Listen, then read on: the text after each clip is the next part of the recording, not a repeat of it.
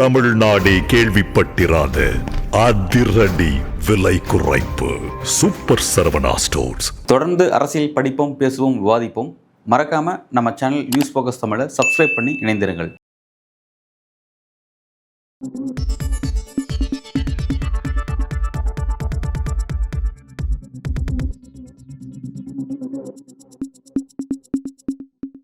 News focus Tamil நேயர்களுக்கு வணக்கம். இன்று நம்முடன் உரையாட ஊடகவியலாளர் அன்பழகன் இணைந்திருக்கிறார். வணக்கம் சார்.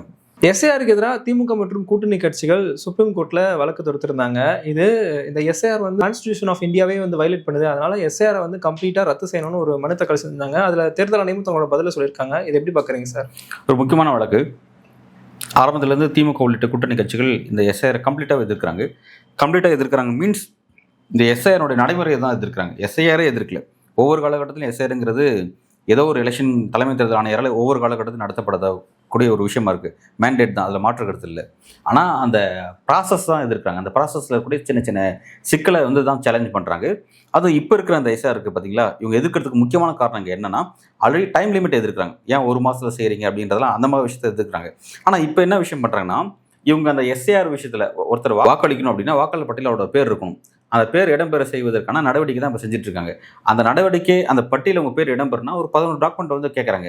அந்த 11 டாக்குமெண்ட்டில் கேட்கக்கூடிய அந்த விஷயங்கள்லாம் பார்க்கும் பொழுது இது என்னென்னா, வாக்காளரை தேர்வு செய்வதற்கான பட்டியல் மாதிரி தெரியல. இவன் இந்திய குடிமகன் இல்லையா அப்படிங்கிறத தேர்வு செய்கிற மாதிரியான விஷயமா இருக்குது அப்படிங்கிறதான் இவங்க வைக்கக்கூடிய ஒரு சேலஞ்ச். அதை தான் இவங்க ரைஸ் பண்ணுறாங்க. ஃபஸ்ட்டு இது திமுக ஆர்எஸ் பாரதி வழக்கு தொடுத்திருக்காரு. அதே மாதிரி பாண்டிச்சேரி திமுக வழக்கு தொடுத்திருக்காங்க. அதே மாதிரி பார்த்தீங்கன்னா இங்கே திமுக கூட்டணியில் இருக்கக்கூடிய மதிமுக வைகோ தரப்பில் ஒரு வழக்கு இருக்குது. சிபிஎம் தரப்புல இருந்து சண்முகம் தரப்புல ஒரு வழக்கு இருக்கு. அதே மாதிரி பேரரசர் ஜவஹர்லா மனிதநேய மக்கள் கட்சி, கிட்டத்தட்ட ஆல்மோஸ்ட் திமுக கூட்டணி கட்சிகள் எல்லாருமே போட்டிருக்காங்க. விசிக போன்றவங்க அவங்க அடுத்த இதில் செட்டில் வழக்கு போட்டிருக்காங்கன்னு நினைக்கிறேன். அவங்களோட இதில் வரல. எல்லாரும் ஓவராலாக சேலஞ்ச் பண்ணுறாங்க. இதில் மாற்று கருத்து இல்லை.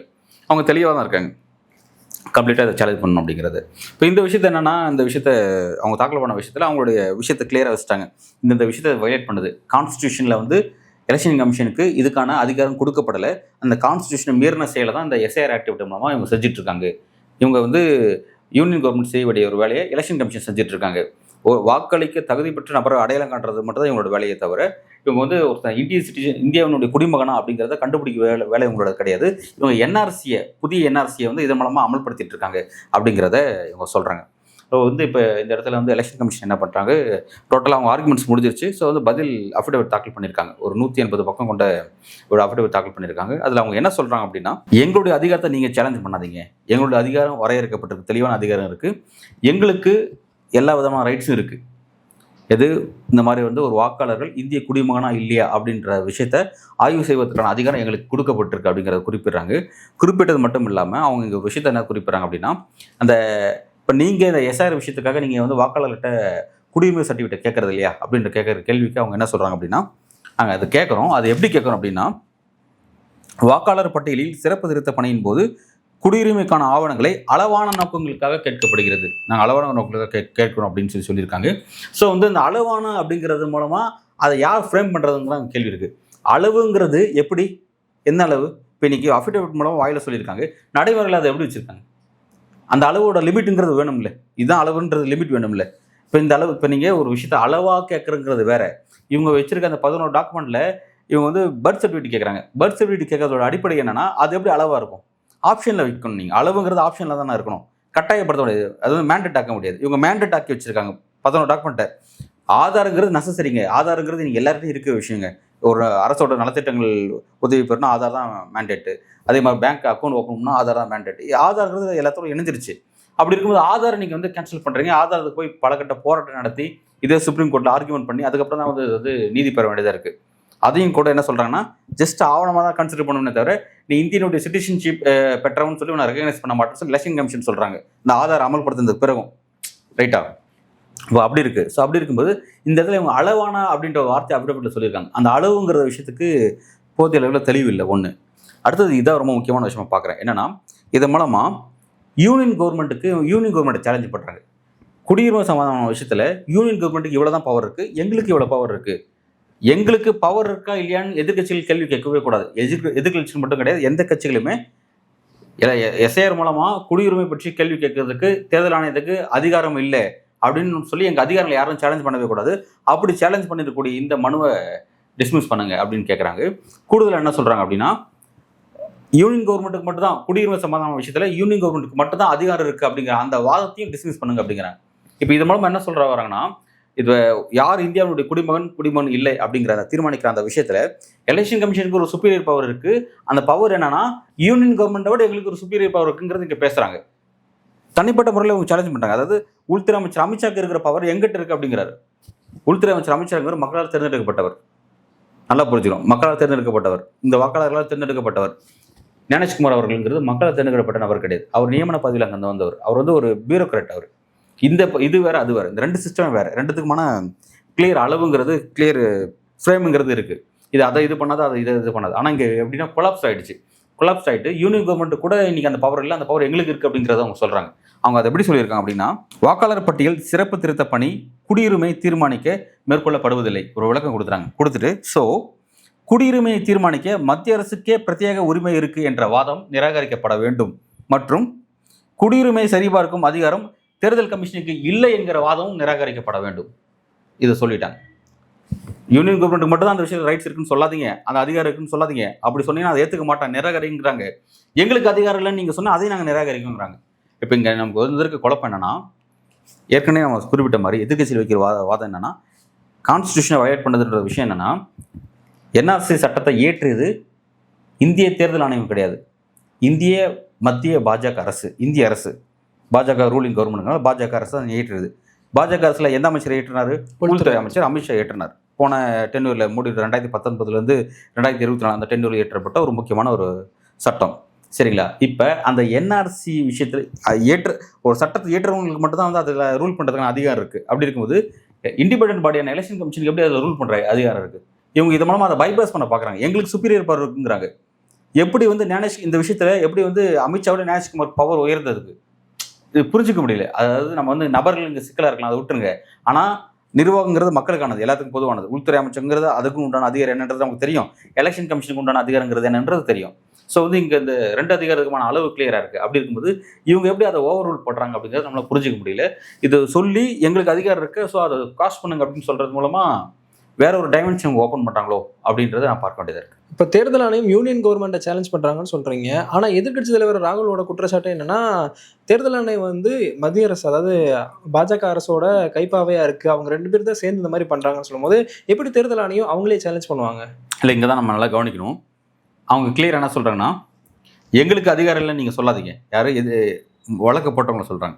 அதாவது பாஜக ஆளுங்க வச்சுன்னா பாஜக யாரும் வழக்கு போடல, மற்ற கட்சியெலாம் வழக்கு போட்டிருக்காங்க. அப்போ வழக்கு போட்ட மற்றவங்க யாரையும் எங்களுக்கு அதிகாரம் இல்லைன்னு சொல்லி சொல்லாதீங்க. அதே மாதிரி மத்திய அரசுக்கு மட்டும் பிரத்யேக அதிகாரம் இருக்குது அப்படிங்கிறதையும் சொல்லாதீங்க, அதையும் நாங்கள் ஏற்றுக்க மாட்டோம், எங்களுக்கும் அதிகாரம் இருக்குங்கிறாங்க. இப்போ இங்கே என்னன்னா, இந்த இடத்துல ரெண்டு பேர் ஃபஸ்ட்டு எலெக்ஷன் கமிஷனுடைய இந்த வார்த்தைகள் அவ்வளவும் ஒரு லிமிட்டை கிராஸ் பண்ண வார்த்தைகள் தான் நான் பார்க்குறேன். ஜட்மெண்ட் இன்னும் வரல, அப்படி தான் தாக்கல் பண்ணியிருக்காங்க. வெயிட் பண்ணுங்கள், ஜட்மெண்ட் வரும்பொழுது எலெக்ஷன் கமிஷன் சொல்லக்கூடிய அந்த வார்த்தைகள் உண்மையிலே கான்ஸ்டியூஷனை வயலேட் பண்ணுதா அல்லது கான்ஸ்டியூஷனில் பொருந்தி போகுதா அப்படிங்கிறத பொறுத்திருந்து தான் பார்க்கணும். எலெக்ஷன் கமிஷன் இன்னும் கிளியராக வேறு என்னென்ன சொல்கிறாங்க அப்படின்னா, பிரிவு 324, 326, 27 குறிப்பிட்டு பேசுகிறாங்க. எங்களுக்கு தனிப்பட்ட அதிகாரங்கள் இருக்குங்கிறத பேசுகிறாங்க. அதே மாதிரி எங்களுடைய அதிகாரங்களை யாராலையும் பறிக்க முடியாது, நாடாளுமன்றத்தால் பறிக்க முடியாதுங்கிறாங்க. நாடாளுமன்றம் நாளைக்கு ஒரு அதிகாரத்தை ஏற்றினா கூட அந்த அதிகாரம் எங்களுடைய அதிகாரத்தோட பொருந்தி போகணும், அப்போ தான் நாங்கள் ஏற்றுப்போம். எங்கள் அதிகாரத்தை வயலேட் பண்ணுற மாதிரி அவங்களால சட்டம் ஏற்ற முடியாதுங்கிறாங்க. நமக்கு இங்கே புரிஞ்சிக்க முடியல. இப்போ எலெக்ஷன் கமிஷனுங்கிறது அண்டர் த கான்ஸ்டியூஷனுக்குள்ள அதுக்கு ஒரு ஸ்ட்ரக்சர். அது நாளைக்கு அந்த கான்ஸ்டியூஷன் நாடாளுமன்றம், ஏன்னா மக்களால் இயற்றப்படக்கூடியது தான் நாடாளுமன்றம்ங்கிறது. சரிங்களா?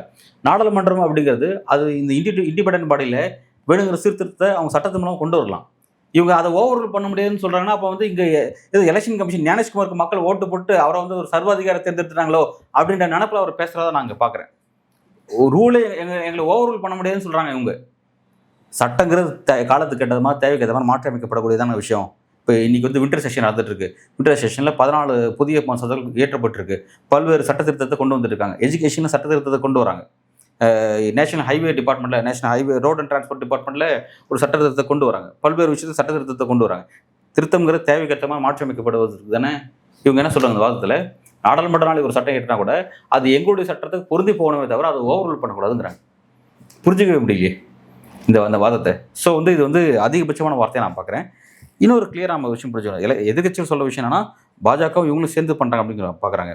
ஆனால் இங்கே வந்து என்னென்னா எதிர்க்கட்சிகள் வச்சிருக்க இந்த வாதத்து மூலமாக ஆளுங்கட்சி தாண்டி எங்களுக்கு சுப்பீரியர் பவர் இருக்குன்னு சொல்லி ஒரு எக்ஸ்ட்ரீமில் பேசிட்டாங்க நான் பார்க்குறேன். இது வந்து அதாவது அந்த இடத்த தள்ளப்பட்டாங்களோ நான் பார்க்குறேன். சும்மா என்ன ஆளாளுக்கு இதே சொல்லிட்டு இருக்கீங்க நீங்கள், எங்களுக்கு பவர் கிடையாது, எங்களுக்கு பவர் கிடையாது, எங்களுக்கு பவர் கிடையாதுன்னு சொல்லிட்டு, எங்களுக்கு இருக்க பவர் இருக்குது, அந்த பவர் வந்து நீங்கள் யாரும் கேள்வி கேட்க முடியாது, நீங்கள் கேட்டால் அந்த கேள்வியை ரத்து பண்ணுங்க அப்படின்ற அளவுக்கு அவங்க எமோஷன் ஆகி பேசினதான் நான் அதை பார்க்குறேன். இப்போ தேர்தல் ஆணையத்துக்கு அப்போ அந்த அதிகாரம் இல்லைன்னு சொல்றீங்களா? இப்போ எதன் அடிப்படை அப்போ ஓட்டர் ஐடி வந்து கொடுப்பாங்க ஒரு ஆளுக்கு? இல்லை, இப்போ எலெக்ஷன் கமிஷனுக்கு அதிகாரம் இருக்குது. எலெக்ஷன் கமிஷனோட அதிகாரங்கிறது மக்கள் பிரதிநிதித்துவ சட்டத்தின் கீழே எல்லாமே தெளிவாக வரையறுக்கப்பட்டிருக்கு. ஒரு இந்திய வாக்காளர் தேர்தலில் பங்கெடுக்கணும்னா வாக்காளர் பட்டியல் அவனோட பேர் இடம்பெற செய்யணும். அவன் பேர் இருந்தால் மட்டும்தான் அவன் வாக்களிக்க தகுதி உள்ள நபர், இல்லாத பட்சத்தில் அவர் வாக்களிக்க முடியாது அப்படிங்கிறது இருக்குது. ஆனால் அதுவும் பார்த்தீங்கன்னா கடைசி நேரத்தில் சில மாறுதலுக்கு உட்பட்டது. வாக்காளர் பட்டியல் பேர் இல்லாட்டி கூட ஓட்டர் ஐடி காமிச்சு வாக்களிக்கிற ப்ரொசீஜர் பல இடங்களில் பல தேர்தல் காலகட்டத்தில் பின்பற்றுறாங்க. ஓட்டர் ஐடி காமிச்சு, எபிக் நம்பருக்கு இருக்க ஓட்டர் ஐடி காமிச்சு வாக்களிக்கிறாங்க, ஆதார காமிச்சு வாக்களிக்கிறாங்க. இதெல்லாம் வாக்காளர் பட்டியல் என் பேர் மிஸ் ஆகிடுச்சுன்னு சொல்லிட்டு கடைசி நேரத்தில் எடுக்கக்கூடிய டிசிஷனாக இருக்குது. சரிங்களா? அப்போ வாக்காளர் பட்டியலை கிராஸ் பண்ணியும் வாக்களிக்கக்கூடிய விஷயங்கள்லாம் இருக்க தான் செய்யுது. சரியா? ஆனால் எலெக்ஷன் கமிஷனோட ரோல் அண்ட் ரெஸ்பான்சிபிலிட்டி என்னன்னா, தேர்தலை நடத்துறது. அந்த தேர்தல் நடத்துவதற்கு எல்லாருடைய எல்லாருடைய வாக்காளருடைய பெயரையும் வாக்காளர் பட்டியல் இடம்பெற செய்வது, இதுதான் அவங்களோட ரெஸ்பான்சிபிலிட்டிஸ். ஆனால் ஒருத்தன் வாக்களிக்க வர நபர் அவன் இந்திய குடிமகனா இந்திய குடிமகன் அட்ட நபரான்னு சொல்லி அவங்களால அதை கிராஸ் செக் பண்ண முடியாது. அந்த கிராஸ் செக் பண்ணுறான அதிகாரம் அவங்ககிட்ட இல்லை அப்படிங்கிறதான் சட்டம் சொல்லக்கூடிய விஷயமா இருக்குது. கிளியராக இருக்குது. அதாவது என்னென்னா, அதை யார் முடிவு பண்ண முடியும் அப்படின்னா, இந்திய நாடாளுமன்றமும் பிறகு குடியுரிமை சட்டம். இதெல்லாம் அவ்வளோ குடியுரிமை சட்டம் சம்மந்தமாக இயங்கக்கூடிய விஷயம். இப்போ குடியுரிமை சட்டத்தின் அடிப்படையில் இயங்கக்கூடிய உள்துறை அமைச்சகத்துக்கு மட்டும் அந்த அதிகாரம் இருக்குது. வேறு யாருக்கும் அந்த ரைட்ஸ் இல்லை. இவங்க என்னென்னா அதை சேலஞ்ச் பண்ணுறாங்க, எங்களுக்கு அந்த ரைட்ஸ் இருக்குன்னு சொல்கிறாங்க. இப்போ என்னென்னா, எலெக்ஷன் கமிஷன் சொல்வது ஒருவேளை உண்மை அப்படின்னா இந்திய அரசியலமைப்பு சட்டத்தை திருத்தம் தான் மேற்கொள்ளணும். குடியுரிமை சட்ட திருத்தத்தில் ஒரு திருத்தத்தை மேற்கொள்ளணும். அதே மாதிரி வந்து இன்னும் வேறு எனக்கு சப்ஜெக்ட் டு லா கிளியராக தெரியல, இன்னும் வேறு எந்த சட்டத்தில் திருத்தம் மேற்கொள்ளணும்னு எனக்கு தெரியல. ஆனால் குடியுரிமை சட்டத்தில் கட்டாயமாக ஒரு திருத்தத்தை செஞ்சுட்டு தான் இந்த விஷயத்தை வந்து எலெக்ஷன் கமிஷனுக்கும் ஒரு பவர் இருக்குது அப்படின்ற அந்த விஷயத்தை இனிஷியேட் பண்ண முடியும். இப்போ வரைக்கும் அப்படி ஒரு விஷயம் செய்யப்படலை. இப்போ வரைக்கும் செய்யப்படாமல் தான் அந்த விஷயத்தை வந்து செஞ்சுட்டு இருக்காங்க. இதை தான் வந்து எல்லாருமே கேள்விக்குட்படுத்துறாங்க. இவங்க எதுக்கு என்ஆர்சி, இது வந்து ஒரு புதிய என்ஆர்சி இது மூலமாக அமல்படுத்துறாங்க அப்படிங்கிறதா வந்து எல்லாரும் கேட்கக்கூடிய ஒரு குற்றச்சாட்டாக இருக்குது. ஸோ இந்த சப்ஜெக்ட்ஸ் கிளியராக புரிஞ்சிக்கவே முடியல. நான் உங்களுக்கு ஒரு எக்ஸாம்பிள் சொல்கிறேன். இப்போ வந்து இந்தியாவில் ஒரு பெரிய இஷ்யூ வருது. ஒரு நபர் வந்து சர்ச்சைக்குள்ளான காரியத்தை செஞ்சுட்டார், ஒரு சட்டவிரோத நடவடிக்கை செஞ்சுட்டார். அப்படின்னும் போது வந்து அந்த சட்டவிரோத நடவடிக்கை செஞ்ச நபர் அவர் இந்தியாவுடைய குடிமகனே இல்லைன்ற ஒரு பிரச்சனையும் கிளம்புதுன்னு வைங்களேன். நாளைக்கு இந்த பர்டிகுலர் கிரைம் நீதிமன்றத்தில் விசாரிக்கப்படுதுன்னு வச்சுக்கோங்களேன். அப்போ அன்றைக்கி வரும் பொழுது, அந்த வழக்கு அன்றைக்கி விசாரணைக்கு வரும் பொழுது, அந்த நபர் கூண்டில் ஏறி அவர் கேஸ் விசாரிச்சுட்டு இருக்காங்க. அந்த நபர் சட்டவிரோத குடியேறியா இல்லை சட்டப்பூர்வமான குடியேறி தானா, இங்கே வாழக்கூடிய நபர் தானா அப்படின்னு ஒரு டிஸ்பியூட் வரும் பொழுது, அந்த டிஸ்பியூட்டை கிளாரிஃபிகேஷன் பண்ணுறதுக்கு நீதிமன்றம் யாரோட ஹெல்ப்பை கேட்பாங்க அப்படின்னா மத்திய அரசுக்கு தான் பதில் சொல்லி கேட்பாங்க. ஞானேஷ்குமார் கொண்டு கூப்பிட்டு சொல்லி அவர் வந்து பதில் சொல்லணும்னு கேட்க மாட்டாங்க. இல்லை அந்த சர்ச்சைக்குன விஷயம் வந்து மத்திய பிரதேசம் நடந்திருக்குன்னா மத்திய பிரதேசனுடைய தலைமை தேர்தல் அதிகாரி அவரை கூப்பிட்டு வந்து இன்வெஸ்டிகேஷன் பண்ண மாட்டாங்க. ஸோ எல்லாமே கிளியராக இருக்குது. உள்துறை அமைச்சகம் தான் அந்த ரிப்போர்ட்டை கொடுக்கும். அதுக்கான ப்ராப்பர் டாக்குமெண்ட்ஸ் எல்லாத்தையும் யூனியன் கவர்மெண்ட் தான் கொடுப்பாங்க. பாருங்கள், இவர் இப்படி தான் வந்திருக்காரு, இப்படி தான் வந்திருக்கு, இப்படி தான் கொடுப்பாங்க. இங்கே வந்து வித்தியாசமாக வாக்காளர் பட்டியல் அவரோட பேர் இருக்குன்னு சொல்லிட்டு, வாக்காளர் பட்டியல் ஒரு பேர் இருக்கா, அப்போ அப்படின்னா வந்து அவர் சட்டமாக அப்படின்ற விஷயத்தை கன்சிடர் பண்ண மாட்டாங்க. வாக்காளர் இந்த சப்ஜெக்ட் வேறு, அந்த சப்ஜெக்ட் என்டர்லி வேறு. இவங்க அதையும் மிங்கிள் பண்ணிவிட்டு யூனியன் கவர்மெண்ட் செய்ய வேண்டிய ஒர்க்கை எப்படி எலெக்ஷன் கமிஷன் செய்யலாம் அப்படிங்கிறதான் வந்து ஒரு பெரிய சர்ச்சைக்கான விஷயமா வந்து வந்துட்டுருக்கு. ஸோ இந்த விஷயத்தை வந்து எலெக்ஷன் கமிஷன் இதில் என்னென்னா ஒரு பெரிய டிஸ்டர்ப் ஆயிருக்காங்க. திரும்ப எங்களுக்கு அதிகாரம் நீங்கள் சொல்லிட்டே இருக்கிறதுனால அவங்களுக்கு ஒன்றிய அரசை தாண்டி யூனியன் கவர்மெண்ட்டை தாண்டி எங்களுக்கு தான் அதிகபட்ச அதிகாரம் இருக்குங்கிறத இதோ எமோஷனில் பேசிட்டாங்க அப்படிங்கிற மாதிரி நான் பார்க்குறேன். இதில் எலெக்ஷன் கமிஷன் ஒரு விளக்கம் கொடுத்துருக்காங்க. அதில் நான் என்ன சொல்லியிருக்காங்கன்னா, நாங்கள் என்ஆர்சியை வந்து செய்யலை, நாங்கள் வந்து அவங்களோட குடியுரிமையை தான் சரி பார்க்குறோம், அதுக்கு எங்களுக்கு உரிமை இருக்குது அப்படின்னு சொல்கிறாங்க. அடிப்படையில் பார்த்தா ஒரு இந்திய குடிமகன் தான் இந்தியாவில் வாக்களிக்க முடியும். அப்போ வரப்போகிற ஒரு ஓட்டர் லிஸ்ட்டில் சேர்க்கும் போது அவன் இந்திய குடிமகனா இல்லையான்ற சரி பார்க்குற உரிமை எலெக்ஷன் கமிஷனுக்கு இல்லையான்ற ஒரு கேள்வி இங்கே வருது இல்லையா? சரியான கேள்வி தான். ஆனால் அதுக்கான அதிகாரம் கான்ஸ்டியூஷனில் எலெக்ஷன் கமிஷனுக்கு வழங்கப்படலை அப்படிங்கிறது இதனால வரைக்கும் இருக்கக்கூடிய விஷயமா இருக்குது. அதே மாதிரி மக்கள் பிரதிநிதி சட்டத்தை இவங்க கோட் பண்ணி பேசுகிறாங்களே, மக்கள் பிரதிநிதி சட்டம் தான் இதையும் சொல்லுது.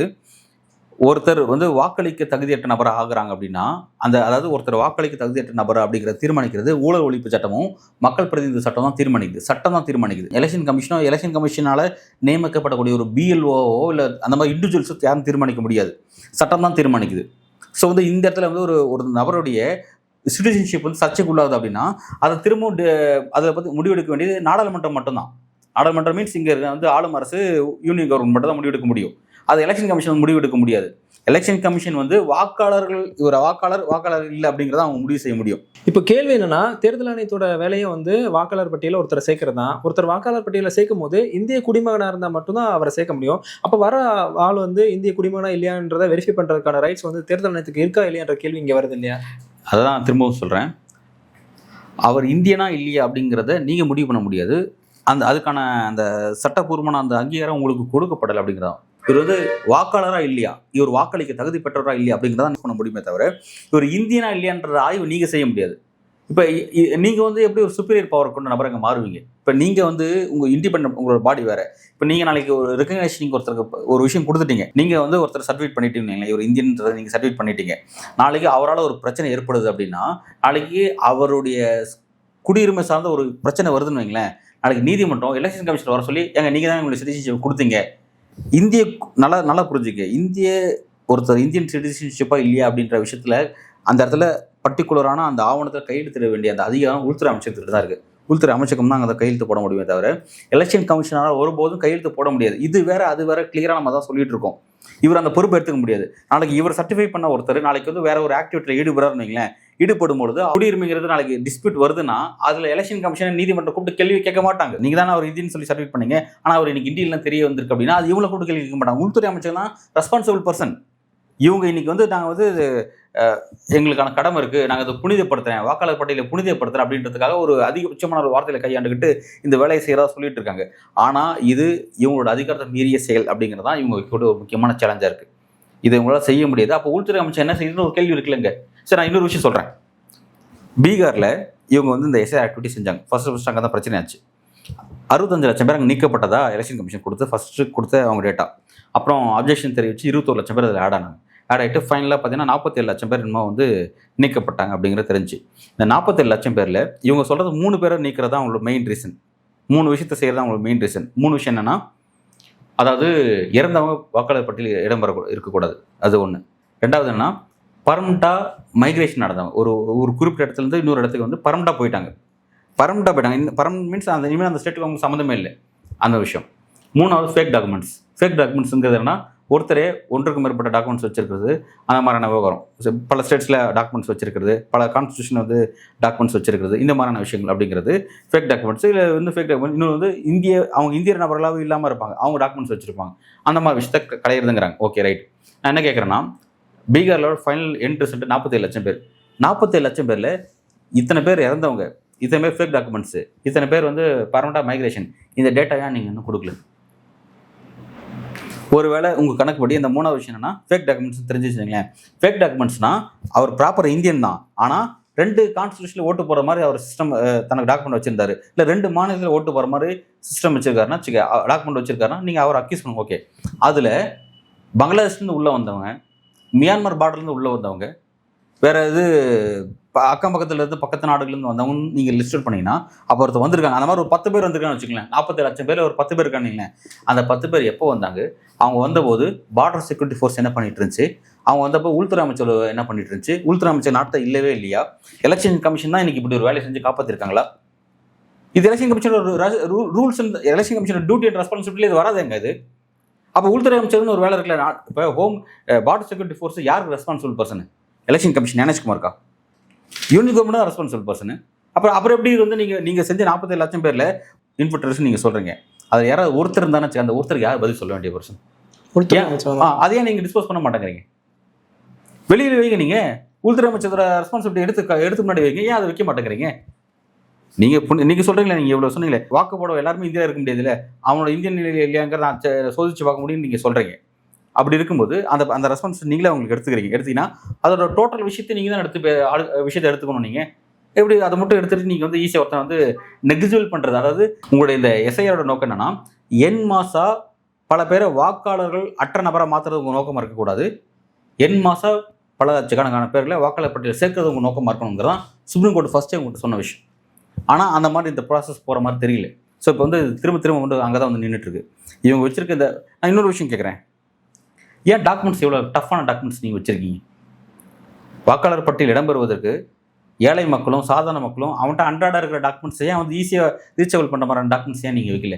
ஏன் பர்த் சர்டிஃபிகேட் வைக்கிறீங்க, ஏன் இது பாஸ்போர்ட் வைக்கிறீங்க? பாஸ்போர்ட் எத்தனை பேர் எடுத்துருப்பாங்க? இல்லை எல்லா வெளிநாடு போயிட்டு வரவங்களா தான் இருப்பாங்க எல்லாருமே. பர்த் சர்டிஃபிகேட் நிறைய பேர் வச்சிருக்க மாட்டோம். பாஸ்போர்ட்டுங்கிறது வந்து அனாவசியமாக தான் இருக்கும். அத்தியாவசியம் அதுவும் இருக்காது. அத்தியாவசியங்கிறது பார்த்தீங்கன்னா ஒரு குறைஞ்சபட்சம் வந்து அவன் வந்து ரேஷன் கார்டு வச்சிருப்பான். கட்டாயமாக ரேஷன் கார்டு வச்சிருப்பான். ரேஷன் கார்டு தானே மேண்டேட்டரி நீங்கள் வைக்கணும். சரி அவ்வளோ எங்கள் எபிக் நம்பர் நீங்கள் தானே கொடுத்தீங்க ஒவ்வொருத்தருக்கும். இந்தியாவில் இருக்க ஒவ்வொருத்தருக்கும் தனித்தனி எபிக் நம்பர் கொண்ட ஓட்டர் ஐடியை அக்செப்ட் பண்ண மாட்டேங்கிறீங்க.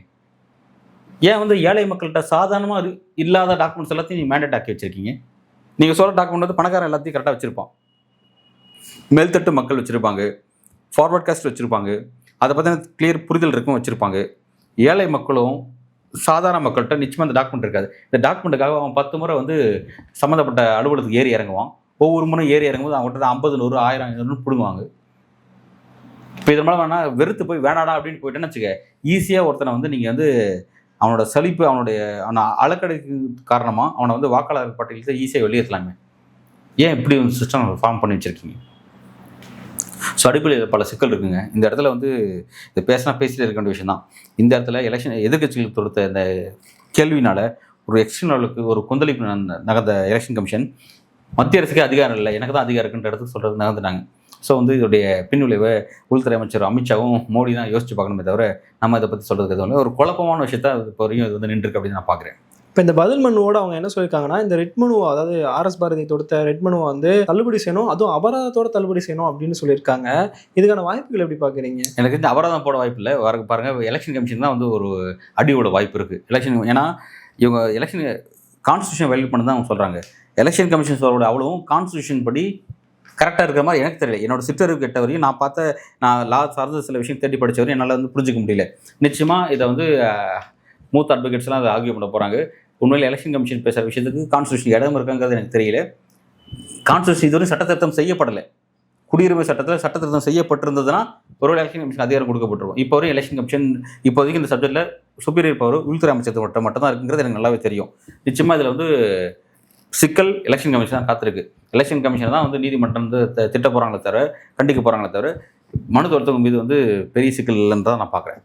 அப்போ இது எலெக்ஷன் கமிஷனுக்கு ஒரு பின்னடைவுனா இது எஸ்ஐஆர் நிறுத்துறதுக்கான வாய்ப்பு இருக்கா? ஏன்னா இவங்களோட பிரேயர் என்னன்னா எஸ்ஐஆர் கம்ப்ளீட்டாக ரத்து செய்யணும் அப்படின்னு சொல்லியிருக்காங்க. அப்போ அதுக்கான வாய்ப்பு இருக்கா? எஸ்ஐஆர் நிறுத்துறதுக்கான வாய்ப்பு இல்லைங்க. எஸ்ஐஆருங்கிறது எல்லா காலகட்டத்தில் நடக்கக்கூடிய விஷயம் தான். அந்த ப்ரொசீஜர் தான் சேலஞ்ச் பண்ணும். இப்போ இது மூலமாக என்னன்னா என்ஆர்சி விஷயத்தை யாராவது இம்ப்ளிமெண்ட் பண்ணுறாங்களா அப்படின்னு தான் ஒரு விஷயம் வரும். என்ஆர்சி யாரும் இம்ப்ளிமெண்ட் பண்ணக்கூடாது அப்படிங்கிறத மட்டும் தான் சொல்லுவாங்க. என்ஆர்சியை வலியுறுத்துற மாதிரி மறைமுகமாக சொல்கிற மாதிரி வேறு என்னென்ன டாக்குமெண்ட்டை வந்து மேண்டேட் ஆக்கி வச்சுருக்காங்க. ஏற்கனவே சுப்ரீம் கோர்ட் போய் தாங்க ஆதாரம் வந்து மேண்டேட்டாக கொண்டு வந்தாங்க. அவங்க அதுவே விருப்பம் கொண்டு வந்தாங்க. ஆதாரம் சேர்த்துக்கிட்டாங்க. 12வது ஆவணமாக ஆதாரம் சேர்த்துக்கிட்டாங்க. ஸோ அப்படி தான் போயிட்டுருக்கு. இல்லை இதே சுப்ரீம் கோர்ட் மூலமாக கடைசி ரிலீஃப்னு நான் பார்க்குறேன். ஸோ வந்து ஆதார் ஒன்று உள்ளே வந்ததுனால மற்ற விஷயங்கள்லாம் கூட செகண்டரி ஆகிடுச்சுன்னு வச்சுக்கலாம். ஏன்னா வாக்காளர்கள் ஒரு ப்ரெஸ் ஆகிடுச்சு. ஏன்னா அது ஈஸியாக இருக்கிற ஆகணும். ஆனால் இப்போ பார்த்தா அதுலேயும் ஒரு பிரச்சனை இருக்குது. மகாராஷ்டிரா கவர்மெண்ட்லையும் உத்தரப்பிரதேச கவர்மெண்ட்லையும் ஆதாரம் வந்து இனிமேல் நான் வந்து ஏற்றுக்க மாட்டோம்னு சொல்லியிருக்காங்க. இனிமேல் வந்து அரசு நலத்திட்டங்கள் உதவிகள் பெறுவதற்காகவோ இல்லை மற்ற விஷயங்களுக்காகவோ ஆதாரம் ஏற்றுக்க முடியாது. காரணம் என்னன்னு கேட்டால் அதில் வந்து டேட் ஆஃப் பர்த்தில் இஷ்யூஸ் இருக்குது. டேட் ஆஃப் பர்த்தை நிரூபிக்கிற மாதிரி ப்ராப்பரான டாக்குமெண்ட்ஸை கொடுத்து நீங்கள் ஆதாரம் வாங்க மாட்டேங்கிறீங்க. ஸோ ஆதாரம் நான் ஏற்றுக்க மாட்டேன்னு சொல்லிட்டு இப்போ 11 வருஷம் 12 வருஷம் கழிச்சு இப்போ அந்த விஷயத்துக்கு வந்து மத்திய பாஜக அரசு ஆளக்கூடிய மற்ற மாநில பாஜக அரசுல இந்த பிரச்சனை எழ ஆரம்பிச்சிருக்கு. ஸோ வந்து இது வேற மாதிரி இடத்துக்கு நகரப்போகுது. உண்மையில் மக்கள் வந்து இந்த இனிமேல் இப்போ வரக்கூடிய காலகட்டத்தில் நான் இந்தியன் தான், நான் வந்து இந்த ஸ்டேட்டை சேர்ந்தவன் தான் அப்படின்னு சொல்லி தன்னுடைய அவன் பிறந்த ஊரில் அவன் பிறந்த அந்த மண்ணில் இந்த மண்ணுக்குரியதான் நான் அப்படிங்கிற ப்ரூவ் பண்ணுறதே அவனுக்கு ஒரு பெரிய பர்டனாக மாறுதுக்கு. இன்னைக்கு இவங்க ஆதார விஷயத்தில் கை வைக்கிறது மூலமாகவும் இந்த மாதிரி புதிய எஸ்ஐஆர் விஷயத்தை கொண்டு வரது மூலமாகவும் கஷ்டமான சிஸ்டம் மூலமாக எஸ்ஐஆரை கொண்டு வரது மூலமாகவும் உண்மையிலே மக்களுக்கு ஒரு பெரிய பர்டனை வந்து ஏற்றி தலைமையில் வச்சிருக்காங்க. அப்படி தான் நான் பார்க்குறேன். இந்த எஸ்ஐஆர் விவகாரம் அடுத்த கட்டமாக எதை நோக்கி நகருதுன்றதை பொறுத்து பார்க்கலாம். நன்றி.